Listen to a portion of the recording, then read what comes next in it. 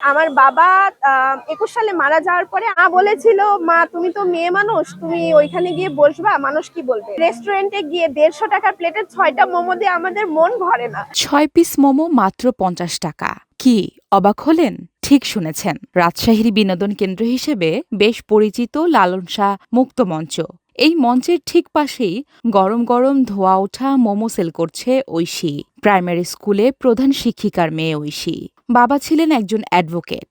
সম্প্রতি অনার্স পাশ করে ছোট্ট এই ফুড কার্টটি চালু করেছে ঐশী। আমি ছোটবেলা থেকেই নিজে থেকে কিছু করার চিন্তা ভাবনা করতাম, খুব ছোট থেকেই এবং খুব আগে থেকে।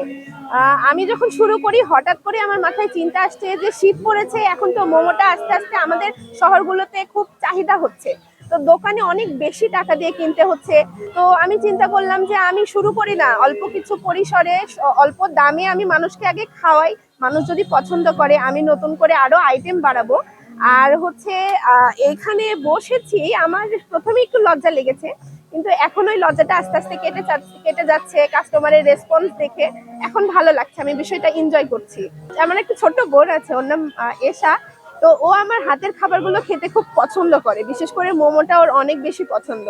তো আমি যখন মোমো বানাই বাসার সবাই ভালো রিভিউ দেয়, প্লাস আমার যখন রিলেটিভস আসে ওনারাও খুব ভালো রিভিউ দেয় যে আমি ভালো মোমো বানাই। আমরা যেহেতু মেসে থাকি, স্টুডেন্ট, সেহেতু ওই রেস্টুরেন্টে গিয়ে ১৫০ টাকার প্লেটের ৬টা মোমো দিয়ে আমাদের মন ভরে না, আরো খেতে ইচ্ছা করে, কিন্তু তখন পকেটের দিকে তাকিয়ে আর খেতে পারি না।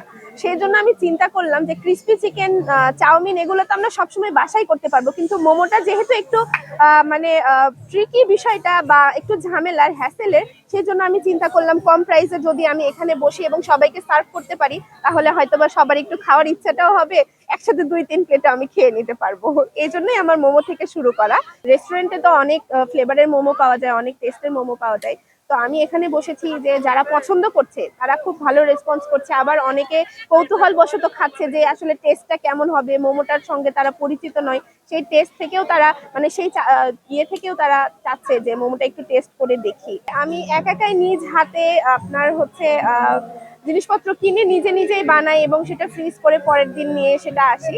ইচ্ছা আছে এরপরে আরো আইটেম বাড়াবো, কারণ গরমের সময় মোমোটা একটু কম চলবে। ইচ্ছা আছে তখন আরো কম প্রাইসে আরো কিছু আইটেম অ্যাড করার। ২০২১ সালে বাবা মারা যান, তাই ছোট্ট এই উদ্যোগের মাধ্যমে মায়ের পাশে দাঁড়াতে চান নিশাত আঞ্জুম কবির ঐশী। রাজশাহী কলেজ থেকে সমাজকর্ম বিভাগে অনার্স সম্পন্ন করেন তিনি। মাত্র ৫,০০০ টাকা ধার নিয়ে উদ্যোগ শুরু করেন। তো আমি যখন মাকে বলি যে মা আমি একটু শুরু করতে চাচ্ছি, মা বলেছিল, মা তুমি তো মেয়ে মানুষ, তুমি ওইখানে গিয়ে বসবা, মানুষ কি বলবে। তখন আমি মাকে একটু বুঝালাম যে মা, মানুষ কি বলবে এটা আসলে আমরা গুরুত্ব না দিয়ে আমার ইচ্ছাটাকে আমি একটু মানে আমার নিজেকে একটু মেলে ধরি। আমার তো ইচ্ছা ছিল যে আমি একটা রেস্টুরেন্ট দিব, তো এখান থেকে শুরু করি। তো মা তারপরে ভালো সাপোর্টই দিয়েছে, এখন পর্যন্ত মা কিছু বলে নাই। ভবিষ্যৎ প্ল্যান আছে যে আমি একজন ভালো লয়ার হব, কারণ আমার ফ্যামিলি পুরাটাই লয়ার। আমার বাবা লয়ার ছিলেন, আমার দাদু লয়ার, আমার ছোট বাবা লয়ার। সো আমার ইচ্ছা আছে লয়ারের দিকে যাওয়া। আর এইটাকে আমি বড় আস্তে আস্তে যদি আমার কাস্টমার চাহিদা করে, আমার ইচ্ছা আছে আমি একটা বড় দোকান করব, ছোট দোকান থেকে বড় দোকানে মানে পার হবো আর কি। আমার মতো অনেকেই আছে নিজে কিছু করতে চায়, কিন্তু আসলে ফ্যামিলি সাপোর্ট পায় না অনেক সময়, বা মানুষ কি বলবে, নিজের জড়তা থেকে বের হয়ে আসতে পারছে না। আমি চাই যে ওই জড়তা, ওই লজ্জাটাকে সাইডে রেখে একবার এসে বসলে আমার মনে হয় লজ্জাটা কেটে যাবে। আমার এখন কথা বলতে, মানুষের সাথে কথা বলতে ভালো লাগে, মানুষের কাছ থেকে রিভিউ নিতে ভালো লাগে, এবং এই রিভিউ অনুযায়ী আমার মানে আমার মোমোটাকে আরো মানে ফ্লেভার দিয়ে ইনহ্যান্স করতে ভালো লাগে। প্রতিদিন আলহামদুলিল্লাহ ভালো সেল হচ্ছে, আমি ভালো রেসপন্স পাচ্ছি, রিপিট কাস্টমার পাচ্ছি। আমি বসছি বিকেল 4:30 থেকে 7:30 বা 8টা পর্যন্ত। 7:30টার মধ্যে আমার সব প্রোডাক্ট শেষ হয়ে গেলে আমি চলে যাচ্ছি।